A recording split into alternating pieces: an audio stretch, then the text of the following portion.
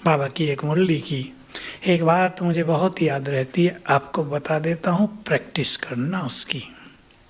तुम्हारी प्योरिटी इतनी अच्छी हो कि तुम्हारे दोनों नैनों से गोल्डन किरणें निकलती हुई दिखाई दें। प्रैक्टिस की बात है, अभ्यास। मैं परम पवित्र आत्मा हूँ या पवित्रता का फरिश्ता हूँ। तीसरी कौन सी बात कहते हैं? माताओं को खास मैं कहता हूँ, क्या हो? बोलो बोलो। पवित्रता की देवी हूँ। ये अच्छा लगता है माताओं को या नहीं? किस किस को अच्छा लगता है देखो? वाह। तो अभ्यास करना, मैं पवित्रता की देवी हूँ और मेरे मस्तक से नैनों से पवित्रता की गोल्डन किरणें, सुनहरी किरणें फैल रही हैं सामने। तो प्योरिटी बढ़ेगी, वातावरण आपके घरों का बहुत अलौकिक होगा और दूसरों पर प्रभाव बहुत गहरा होगा। जो ये समस्याएं चल रही है ना हमारी, सुनते नहीं बच्चे, ये नहीं सुनता, वो नहीं सुनता, वो सभी समस्याएं समाप्त हो जाएंगी। तो मेरे को तेरे में बदलना है। बोझ लाता है मैं मेरा, मैं और मेरा, ये दोनों ऐसी चीजें हैं जो कलयुग के अंत में हर मनुष्य के अंदर पूरी तरह समा चुकी हैं और ये दोनों ही विघ्नों का, समस्याओं का, भारीपन का कारण बनती हैं। आज ये एक बड़ा केस था, ऐसे ही माता जी बहुत दुखी बेचारे, रोने लगी। अपने को दिया था, अपने लोग। सबसे ज्यादा धोखा कौन दे रहे हैं आजकल? वाह, बड़ी खुशी से बोला आपने। ये सत्य है कि परेशानियां अपनों से हो रही हैं। और क्यों हो रही हैं? कर्मों का हिसाब किताब। बाबा ने बहुत अच्छा उत्तर दिया था कभी 2001 में, मुझे सब याद रहता है सीन। गुलजार दादी भोग लेकर गई ऊपर और किसी का प्रश्न था, उसके उत्तर में बाबा ने ये कहा, प्रश्न किसी ने किया कि बाबा हमसे तो अज्ञानी अच्छे रहते हैं, ये जो हमारे साथी हैं ना ये तो बहुत खराब है। समझ गए ना आगे? बाबा ने उत्तर दिया, ये जो तुम्हारे साथी हैं इनसे ही तो तुम्हारा जन्म जन्म का कर्मों का नाता है। जिन्हें तुम अज्ञानी कह रहे हो उनसे थोड़ा ही है, उनसे तो लेना देना ही नहीं हुआ, तो वो क्यों लड़ने आएंगे तुमसे? तो कर्ज ले लिया, किसी को दे दिया, अब वो दे नहीं रहा क्योंकि पिछले जन्म में इन्होंने भी वही किया था, उसका ले लिया था, दिया नहीं था, अब लेने आ गया ब्याज से तो रुलाने भी आ गया। दोनों काम हो रहे हैं। भाई लोगों को मैं बहुत समझाता हूँ, आप किसी को लेन देन सोच समझ के करो। अपनों को लेन देन करते हैं, लिखा पढ़ी तो कुछ करते नहीं, अपने हैं। और लिखा पढ़ी भी हो जाए तो कोर्ट में क्या होगा, 20 साल तो केस चलेगा, तब तक हाल बिगड़ जाएगा।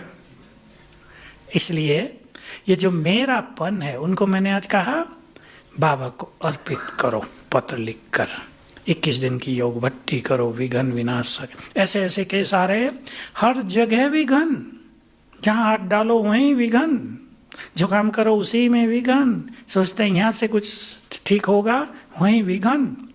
तो सभी को विघ्न विनाशक योग भट्टी कर लेनी चाहिए। 21 दिन की ये योग भट्टी है, अमृत वेले के अलावा कोई भी टाइम करना है।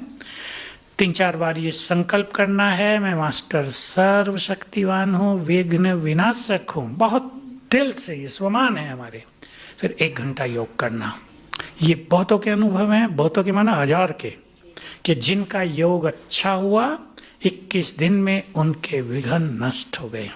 जिनका योग अच्छा नहीं होता, मैं कहता हूँ डबल टाइम करो फिर, या दिन में 2 बार करो तो विघ्न हटेंगे, हटते हैं, बड़े से बड़े विघ्न भी हटते हैं। सभी अब इस मैं और मेरे को बदलते चलें। मेरा कौन? बाबा। और बाबा हमें बहुत साथ दे रहा है, वो हमें मदद कर रहा है। बाबा की इस बात पे बहुत विश्वास करें सभी। चिंतन से विश्वास होगा कि बाबा मुझे साथ दे रहा है। सब चिंतन में लाएं, इसको रोज लाएं। हमें कभी कभी ऐसा दिखाई देता अवश्य है कि बाबा साथ नहीं दे रहा है। बिल्कुल प्रैक्टिकल बात कर लेते हैं, बाबा तो साथ देता है, परंतु हम उसके साथ को कैच नहीं कर पाते। बाबा ने कभी एक संदेश में ये बहुत सूक्ष्म बात कही थी। किसी की ज़मीन थी मुंबई में, अच्छी बड़ी ज़मीन थी, उसमें गड़बड़ थी, उसने भोग लगवाया।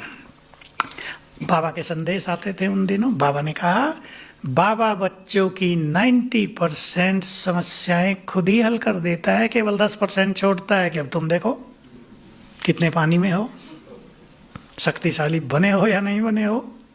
तब कहा था, जब समस्या आती है बाबा तब भी समाधान टच करता है, लेकिन बुद्धि बहुत उलझी होने के कारण उसको कैच नहीं कर पाते। और बाबा ये देखता है ये कैच नहीं कर रहे, अगले दिन सवेरे फिर टच करता है। अगर बुद्धि की लाइन क्लियर रखो तो हर समस्या का समाधान मिल जाएगा। बहुत अच्छे अच्छे अनुभव माताओं के मेरे पास आते हैं, ये नहीं समस्याएं लेकर आती है माताएं, बहुत अच्छे अच्छे अनुभव। एक का अनुभव आया 3 दिन पहले, शांतिवन में मिलने आई, मुझे बहुत अच्छा अनुभव सुनाना भाई जी। मैंने कहा सुनाओ। ये समस्याएं चल रही थी, मैंने 2 बजे उठना शुरू किया, 2:30 बजे तैयार होके योग किया, 4 बजे बाबा को भोग लगाया, सभी समस्याएं गायब हो गई हैं। योग की शक्ति के आगे समस्याएं ठहरेंगी नहीं। और ऐसे ही बाबा को भोग लगाने में भी बाबा की दुआएं, बाबा की ब्लेसिंग्स, उसकी मदद भी बहुत मिल जाती है। तो हम प्रैक्टिस करेंगे रोज, मेरे को तेरे में बदलो। बच्चों की कुछ समस्या है, बाबा से बात करो, उसके हवाले करो।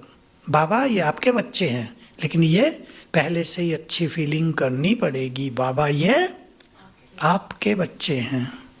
काम पड़ा तो आपके हैं, बाकी मेरे हैं। भाई लोग क्या समझते हैं? मेरापन तो उनमें नेचुरल समाया होता है ना। परिवार आपका, आपने जन्म दिया, पालना की, प्यार दिया, क्या क्या किया माताओं ने बच्चों के लिए। तो ये संकल्प निकाल देना कि ये मेरे नहीं है, ये तो संभव नहीं है, हैं तो आपके ही। पर आत्मा किसकी संतान? वो तो आपकी नहीं है ना। तो ये अभ्यास, ये स्मृति बढ़ाते चले कि ये बाबा आपके हैं। तब जब बच्चों की समस्या बाबा को अर्पित करेंगे तो बाबा उन्हें ठीक करेगा, मदद करेगा। देखो, एक लौकिक माता पिता, आप सब बैठे हैं यहाँ, अपने बच्चों को दुखी देखना चाहते हैं क्या? भरपूर कोशिश करके, कर्ज लेकर भी, कष्ट उठाकर भी बच्चों का करते हैं ना सब कुछ। बाबा तो फिर क्या है? सौगर। उसको तो एक संकल्प ही करना है, ऊपर से कुछ भी नहीं करना। बस ये मेरे को तेरे में बदलने का समर्पण भाव बढ़ाते चलना है। तो बहुत अच्छे शब्द थे बाबा के, जो मेरे अंदर तो फिट हो गए। आप भी फिट कर दो आज। बच्चे, बादशाह बनकर तो देखो, बाबा को देकर तो देखो वो क्या करता है। देंगे या नहीं? बोलो भाई लोग। बातें हैं, बातों की कमी नहीं है। जैसे जैसे कलयुग समाप्ति की ओर है, बातें, समस्याएं, विघ्न, घर घर में संघर्ष बढ़ते ही जा रहे हैं। मैं सुनाया करता हूँ, अब से 40 साल पहले कभी बहुत सालों में एक केस आया था डिवोर्स का, जहाँ हमारा नेटिव प्लेस है उधर का। बहुत परेशान था, समाज में बदनामी हो गई मेरी, किसी का डिवोर्स होता ही नहीं था। हिंदू धर्म में तो प्रथा ही नहीं थी ना। 10-20 साल बीते तो साल में 1-2 आने लगे। आजकल घर घर की कहानी, जरा सी नहीं बनी अलग हो जाओ। बड़ी बड़ी आयु के बाद भी, 50-50 साल के बाद भी अलग हो जाओ, बहुत हो गया, अब नहीं रहना साथ में। तो जैसे जैसे समय आगे बढ़ रहा है, ये सब चीजें बढ़कर समाप्त होने वाली। अति अंत, अति और अंत, हर चीज की अति हो रही है। डिप्रेशन की बात, मानसिक रोगों की बात भी ऐसे ही है। 40 साल पहले मेरे पास एक केस आया था, तो मैं ज़्यादा जानता नहीं था इन बातों को। मेरे कमरे के सामने एक पेड़ था, उस बहन को, पूरा परिवार था, पति पत्नी और बच्चे। मैंने कहा यहाँ बैठो और मैं एक महान आत्मा हूँ, याद करते रहो शाम तक। 2.5 दिन रहने वाले थे वो ज्ञान सरोवर में, 2.5 दिन में ठीक हो गए। वो माता ठीक हो गई। छोटी आयु होगी, मुश्किल से 30 साल भी नहीं। मुझे नई लाइट मिली कि अरे संकल्प में तो बड़ी ताकत है। फिर मैंने धीरे धीरे शुरू किया। वो पहला केस था, फिर साल में 10-12 आने लगे, फिर साल में 50-100 आने लगे, और अब साल में 1000 आते हैं।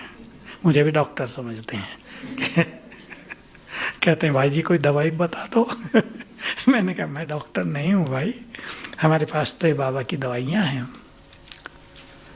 तो हमें कुछ चीज़ों को स्वीकार करके बाबा को देखकर बेफिक्र बादशाह बनना है। और ये बाबा का महावाक्य छाप दो अपने अंदर, बच्चे बादशाह बनकर तो देखो। देखो बाबा किस भाव से कह रहा है हमें, उसे कैसा लगता होगा कि मैं इनके बोझ हरना चाहता हूं, ये देते ही नहीं, कैसा लगता होगा। लौकिक में फादर बैठे हैं बहुत सारे, आपका कोई बच्चा किसी चीज़ से परेशान हो और आप कहो ये मुझे दे दो, और वो दे भी नहीं और परेशान भी रहे, कैसा लगता है। बाबा की इस भावना का सम्मान करते हुए हम सभी उसको देते चलें, उसकी मदद के हम पात्र हैं, उसकी मदद लेते चलें। ठीक है, पसंद है सभी को। खजाने बाबा ने बहुत दिए हैं, 2-4 गिनाए उस दिन, पर बहुत ध्यान दिलाया संकल्पों का खजाना, समय का खजाना। समय तो खजाना होता ही है ना, संगम युग का सारा समय ही हमारे लिए वरदान है। रोज सवेरे का समय हमारे लिए अनमोल है। सोचो कोई होगा संसार में कि आँख खुली और भगवान से मिलन हुआ, है कोई दुनिया में ऐसा? शंकराचार्य, महामंडलेश्वर, तपस्वी, संभव ही नहीं है। आँख खुली, सामने बाबा। बाबा ने एक बार कहा था आँख खुली, सामने बूढ़ा ब्रह्मा खड़ा है हंसी करते थे बाबा। भगवान की वाणी सुनने का भाग्य। आप लोग भी सोचते होंगे, मैं छोटा था सोचा करता था श्री कृष्ण ने अर्जुन को गीता ज्ञान दिया था, हमें भी देता तो कितना अच्छा होता, पता तो कुछ नहीं था। अब हमें ही दे रहा है, रोज दे रहा है, युद्ध में विजय का मार्ग दिखा रहा है। युद्ध तो बहुत बड़ी है ना हम सबकी। तो चाहे माया से कहीं युद्ध हो, चाहे विघ्न समस्याओं से युद्ध हो, बाबा को साथी बनाना है। ये बात बहुत पक्की करनी है, बाबा हमारे साथ है, वो हर समय हमें मदद देने की, बोलो आगे, तैयार है और इंतजार भी करता है, कब मेरे बच्चे मेरे पास आए। मैंने वो घटना सुनाई है कई बार, आज फिर सुना देता हूँ। भोग लगा बाबा को बहुत साल पहले, विदेशियों का टर्न था, आखिरी समय। बाबा ने कहा सिर के ऊपर बाबा छत्र छाया है, ये अभ्यास करना, और बाबा तुम्हारा है, बाबा को यूज करना। मुझे तो मज़ा आ गया, 1 साल का होमवर्क था, बहुत किया मैंने, यूज करने के बहुत सुंदर अनुभव हुए। अगले साल 1 साल के बाद फिर बाबा उन्हीं दिनों आया, मार्च का मास होता था, विदेशी बहुत आते थे, उनके सीजन का एंड। फिर बाबा के पास वही बहन भोग लगाने गई और बाबा ने पूछा, और चीज़ें तो पूछी, कहा बच्चों को होमवर्क दिया था कि बाबा तुम्हारा है, बाबा को यूज करना, लेकिन वतन में बाबा तो इंतजार ही करता रहा, मेरे बच्चे कब मेरे पास आए। समझ लो भगवान की फीलिंग को, कितना सुख देना चाहता है वो हमें।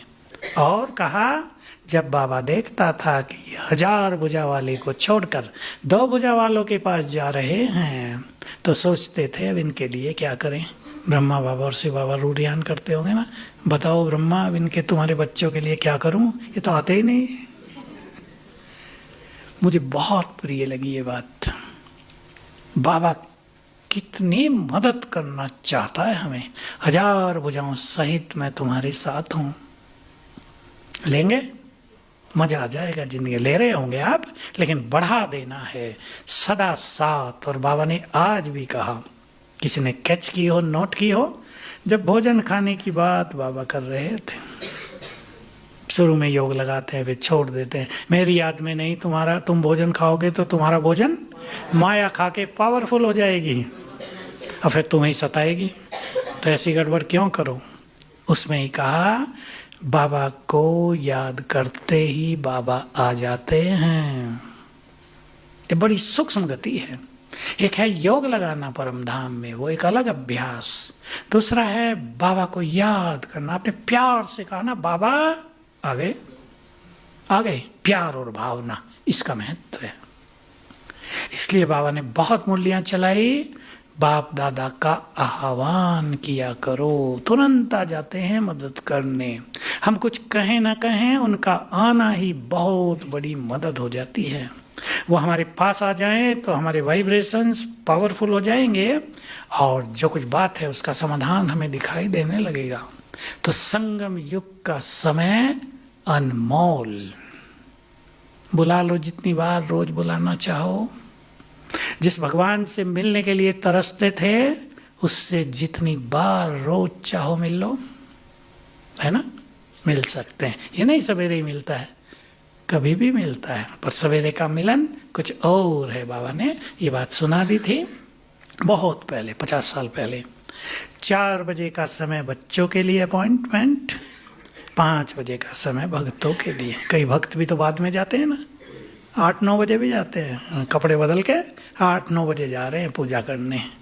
उनकी तरफ बाबा की दृष्टि नहीं आती, लेकिन जो सवेरे 5 बजे भगत भी पहुंच जाते हैं उनकी कामनाएं अवश्य पूर्ण होती हैं। आज बाबा ने कहा ना, मैं उनके द्वारा भावनाएं पूर्ण करता हूं, उनका फल देता हूं। गीता में भी है, जो भक्त जिस जिस देवी देवता की पूजा करते हैं मैं ही उनकी मनोकामनाएं पूर्ण करता हूं।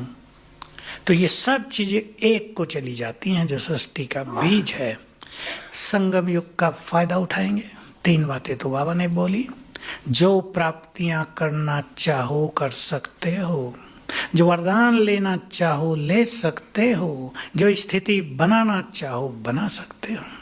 बस ये विचार करें सभी, जो प्राप्त हम संगम युग पर कर लेंगे, बीज डाल लेंगे, वो जन्म जन्म अविनाशी होकर हमारे साथ रहेंगे। हम यहाँ सुखी हो गए, जन्म जन्म सुखी रहेंगे। यहाँ हमने संबंधों में प्यार बांटना सीख लिया, ध्यान दिया सभी ने, संबंधों में यहाँ प्यार बांटना, प्यार से रहना सीख लिया, जन्म जन्म संबंधों में प्यार की प्राप्ति होगी। यहाँ हमने बाबा से अपनापन कर लिया, उसके प्यार में मगन हो गए, जन्म जन्म संबंधों में प्यार और अपनापन रहेगा। यहाँ हमने ज्ञान का धन बहुत इकट्ठा कर लिया, जन्म जन्म, बोलो आगे, स्थूल धन हमारे पास बहुत रहेगा, केवल सत्युग त्रेता में नहीं, द्वापर कलयुग में भी। यहाँ हमने बहुत शक्तियां प्राप्त कर ली, सोचना ये गहरी बात है। कई जन्म हमारे सिर पर ताज आ जाएगा, सत्ता आएगी, शक्ति सत्ता दिलाती है। द्वापर कलयुग में भी सत्ता मिलती रहेगी। तो ये बहुत सूक्ष्म रहस्य हैं। संगम युग पर हम बीज डाल रहे हैं, संगम युग पर अपना भाग्य सर्वश्रेष्ठ बना रहे हैं। बनाना हमें है। भगवान ने भाग्य नहीं लिखा, किसने लिखा? हम सब ने अपना अपना लिखा। इसलिए बाबा ने कह दिया, भाग्य की रेखा खींचने की कलम तुम्हारे हाथ में दे दी है। भगवान लिखेगा तो सबका बड़ा लिख देगा ना, सभी उसके बच्चे हैं, उसको तो सबसे प्यार है। वो थोड़ा ही सोचता है ये ऐसा है ये ऐसा है, सब उसके हैं। इसलिए उसने रास्ता दिखा दिया, मार्ग बता दिया, इस तरह तुम अपने भाग्य को सर्वश्रेष्ठ बना सकते हो। अब हमारे हाथ में हम क्या करें। तो संगम युग पर सोच ले मुझे क्या क्या पाना है। और बहुत बड़ी चीज, समय को भी दिशा देने वाली महान संकल्पों का खजाना। एक संकल्प ही तो है, कोई संकल्प कर ले, मुझे संसार में नहीं उलझना है, मुझे बाबा से सब कुछ लेना है। एक संकल्प उसे अंतर्मुखी बना देगा। दूसरा व्यक्ति संकल्प कर ले, बाबा तो है ही, मिलेगा ही कुछ, सतयुग में तो ले ही जाएगा, यहाँ काम धंधों में करोड़पति बन जाए, जरा अच्छा नाम हो जाएगा, उसका संकल्प उसे ढीला कर देगा। संकल्पों का ही तो खेल है। एक व्यक्ति सोचता है, आप सब ने भी सोचा, घर बार छोड़कर 2 मास के लिए सेवा में आना है, आ गए। दूसरा सोचेगा कैसे छोटे, बहुत काम है घर में, मेरे बिना कौन करेगा, पति को भोजन कौन खिलाएगा, रह गए। आप में से भी कई होंगे पति के भोजन का इंतजाम करके यहाँ आ गई माताएं, कई आती हैं मुझे बताती हैं। तो अपने संकल्पों में ही तो ताकत है। सब कुछ ताकत संकल्पों की है। संकल्प कर लें, ये संगम युग का समय दोबारा नहीं आएगा, ये अमृत वेला दोबारा नहीं मिलेगा। सतयुग में थोड़े उठेंगे अमृत वेला। पूछा था बाबा से इसी हॉल में, बाबा सतयुग में भी सवेरे 4 बजे उठाओगे क्या? बाबा ने कहा यही भारी लगता है सबको, लेकिन देवताओं को जागरण कराते हैं सवेरे सवेरे, तो 5 बजे तो उठेंगे ही ना। वहाँ की नींद तो ऐसी होगी ना सतो प्रधान, थकान ही नहीं है, जो रहे उठे ना उठे। वहाँ तो सहज उठेंगे, सहज सोएंगे, सब सहज होगा, नेचुरल सा। समय हो गया, चिड़ियाओं ने अलार्म शुरू कर दिया पेड़ों पर, सुना है ना? चिड़ियाएं अपनी चहचहाट से संगीत सा बजाएंगी और सब देवता उठेंगे। सुंदर सिस्टम है ना सतयुग में। अभी भी चिड़ियाँ जगा देती हैं। द्वापुर से मुर्गों को ये ड्यूटी दे दी गई थी कि तुम सबको जगाया करो। देखो खेल कैसा बना हुआ है। सृष्टि में, प्रकृति में कितने सुंदर खेल बने हुए। मुर्गा ठीक टाइम पे बांग देगा, फिर उसे तो योग लगाना नहीं, हो तो सो जाएगा, भक्त अपना काम करेंगे।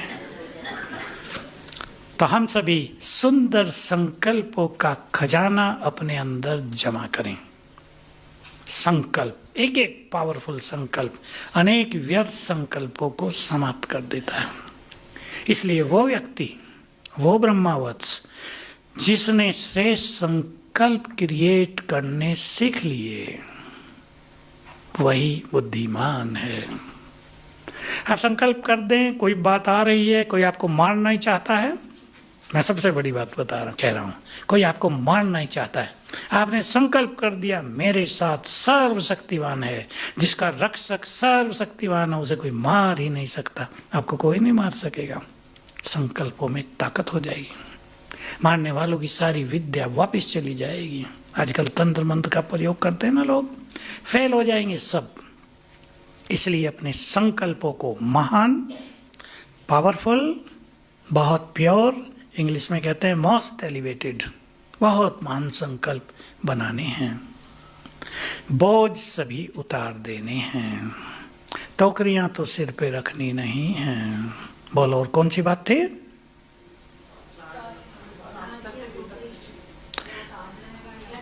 हाँ, ताज रहेगा, टोकरी रहेगी। टोकरी तो रखनी नहीं है, टोकरी तो दूसरे लोग रखते हैं ना। अब तो टोकरियों का ज़माना भी चला गया ना, कभी था टोकरी रखने का ज़माना।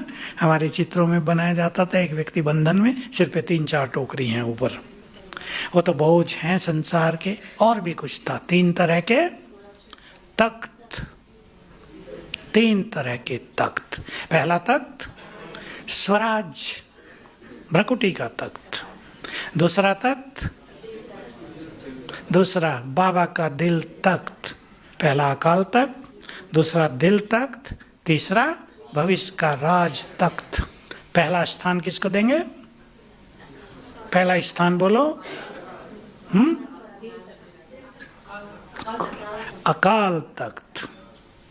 जो जितना अभ्यास करेंगे, मैं आत्मा भ्रकुटी के अकाल तख्त पर विराजमान हो जाओ सभी, भ्रकुटी के अकाल तख्त पर हूं, उतनी ही प्योरिटी बढ़ेगी, सच्चाई बढ़ेगी, आत्मा शुद्ध होगी, बहुत सारे बंधन, कर्मेंद्रियों के रस छूटते जाएंगे, तो बाबा बहुत प्यार करेगा।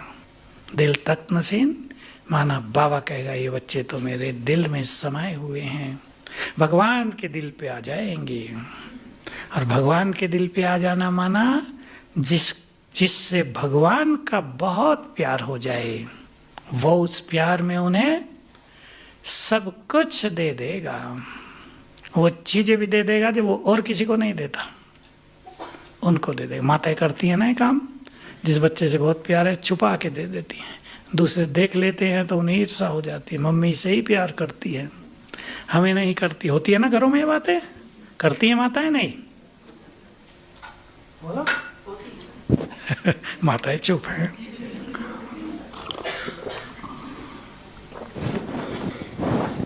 आती रहती है मेरे पास, ऐसे कोई कोई केस आते रहते हैं। कल भी आया था एक ऐसा केस, वो बड़ी हो गई बहुत, उसके बच्चे हो गए, उसका ही केस था, मेरे से माँ ने ऐसे किया है। अब माँ प्रॉपर्टी में से भी कुछ मुझे नहीं देती। मैंने कहा तुम्हारे घर में पति की, तुम्हारे परिवार में तुम्हारे पास प्रॉपर्टी है, बहुत है, मगर छोड़ो ना उनका, अपने में खुश रहो, आपका भाग्य तो आपके साथ है ना। मनुष्य को ये भूलना नहीं चाहिए। मनुष्य दूसरों की प्रॉपर्टी की ओर देखता है, चलो अपना हिस्सा भी हो, पर अब वो दूसरों के हाथ में है, उसकी और ज्यादा देखता है। अगर वो इसे छोड़कर यह संकल्प करे मेरे जैसा भाग्यवान कोई नहीं, उनके पास स्थूल धन की संपदा है और मेरे पास उससे बड़ा भगवान स्वयं संपदा मेरे साथ है, उसका ज्ञान भी है, सब कुछ है उसका। तो जिसके साथ भगवान हो, अब दो व्यक्ति देखो, एक के साथ भगवान, दूसरे के पास करोड़ों रुपए, किसको चुनेंगे? होगा या नहीं? इसलिए दूसरे की तरफ देखने की जरूरत नहीं है, भगवान के दिल पे आ गए। सभी ध्यान दे इस बात पर। बहुतों के घरों में समस्या, अपने पास होते हुए भी जो हिस्सा मिलने वाला था वो मिल नहीं रहा, तो परेशान रहते हैं। तो क्या हो रहा है, जो अपने पास है उसका भी सुख नहीं ले रहे। होगा या नहीं? भाई वो दे नहीं रहा, देखा उसने इस भाई को ज़्यादा दे दिया, मेरा हिस्सा मुझे नहीं दे रहा, कोर्ट में जा रहे हैं। अब कोर्ट तो लंबा समय लेता है, तो अपना सुख ही खत्म कर दिया। मैंने कहा अगर तुम्हें 10 करोड़ मिलने थे, उससे ज़्यादा का तो तुमने सुख खत्म कर लिया। सुख की कीमत बहुत ज़्यादा है, शांति की कीमत बहुत ज़्यादा है। तो जो अकाल तख्त पर बैठेंगे वो बाबा के दिल तख्त पर, और वो विश्व के राज के तख्त अधिकारी बन जाएंगे। तो प्राप्तियां बहुत बड़ी हैं, इसलिए हमें विचार करना है। संगम युग पर हमारा समय और हमारी संकल्प शक्ति इधर उधर न जा रही हो, बहुत ध्यान देने की जरूरत है। इसमें भी पहला ध्यान देंगे समय पर। इसलिए बाबा समय को बहुत बड़ा खजाना कहते हैं, क्योंकि जो व्यक्ति समय नष्ट करता है, समय नष्ट किस में होता है? बातों में, मोबाइल में, सारे में बेकार चीजें हैं। तो फिर क्या होगा, संकल्प भी महान हो नहीं पाते। इसलिए समय का बहुत महत्व है। मैं माताओं को सावधान करना चाहता हूँ, सबकी बात नहीं है, थोड़ी थोड़ी माताएं शांतिवन में क्लास में जा रहे हैं, तो माताएं चुप नहीं चलती। मैं आगे चल रहा था, 4 माताएं मेरे पीछे, तो पता क्या चर्चा कर रही थी, जोर जोर से, ये नहीं कि अपनों को ही सुना लो, पड़ोसियों को भी सुना रही थी। मेरी बहू मुझे चाय बना के नहीं देती, मुझे खुद ही बनाए। मुझे इतनी हंसी आई कि मुरली सुनने जा रहे, यहाँ भी बहू की चाय को याद कर रहे, जोर जोर से बोल रही। दूसरी कहती मेरी बहू बहुत अच्छी है, सब काम करके देती है मुझे। मैं कहा ठीक है ये बात, तो थोड़ा सवेरे योग करके भी आती हैं, तो बात करते हुए कमरे में जाती हैं। थोड़ा सा अंतर्मुखी होंगे तो समय भी सफल होगा और विचार भी महान होंगे। इस संकल्प का संकल्प पावरफुल कर लो, हमें विचारों को महान बनाना है, क्योंकि व्यर्थ विचारों की मारामारी संसार में बहुत चल रही है। और मैं एक बात जो बड़ी गहरी है और सबको जाननी चाहिए, वो आप सबके सामने भी रख देता हूँ। हमारे हर संकल्प का इफेक्ट हमारे ब्रेन पर पड़ता है। ब्रेन तो समझते हैं ना, दिमाग, मस्तिष्क। किधर है माताएं बताएंगे ब्रेन? माताएं हाथ उठ लगा के बताओ किधर है ब्रेन। कईयों को पता नहीं, इसलिए पूछ रहा हूँ। सिर की खोपड़ी के नीचे ब्रेन होता है। अंग्रेजी में ब्रेन, हिंदी में मस्तिष्क, दिमाग। बुद्धि अलग चीज है, वो आत्मा की शक्ति है। सुनो ध्यान से, हर संकल्प का प्रभाव ब्रेन पर पड़ता है। तो आजकल क्या हो रहा है, क्योंकि हर संकल्प से एनर्जी पैदा होती है, जनरेट होती है, वो सबसे पहले दिमाग में जाती है, फिर पूरे शरीर में फैलती है। तो क्या हो रहा है, क्योंकि लोग बहुत व्यर्थ सोच रहे हैं। संसार में जिन्हें ज्ञान नहीं है वो तो सारा दिन ही व्यर्थ सोचते हैं। 24 घंटे में से उनके 20 घंटे व्यर्थ में जाते हैं, थोड़ा समय कामकाज के संकल्पों में। तो ब्रेन कमजोर होते जा रहे हैं। माताएं अपने बच्चों को, घर में सभी को सिखाएंगे, जितना ज़्यादा सोचेंगे, नेगेटिव सोचेंगे, व्यर्थ का सोचेंगे, ब्रेन कमज़ोर होता जाएगा और ब्रेन ही सारे शरीर की हर क्रिया को कंट्रोल करता है। इसलिए ब्रेन को पावरफुल रखना। मैं एक अनुभव की बात सुना देता हूँ। कई माताएं अपने बच्चों को लाती हैं कि इसका टॉयलेट और बाथरूम कंट्रोल नहीं रहता। कई बच्चों को ये समस्या होती है। हो गया तो हम उन्हें सिखाते हैं ब्रेन को एनर्जी दो, और ब्रेन को एनर्जी देने से वो ठीक हो जाते हैं। तो ब्रेन को कमज़ोर नहीं होने देना है, पावरफुल रखना है। तो बादशाह बनकर संगम युग का आनंद लेंगे। ओम शांति।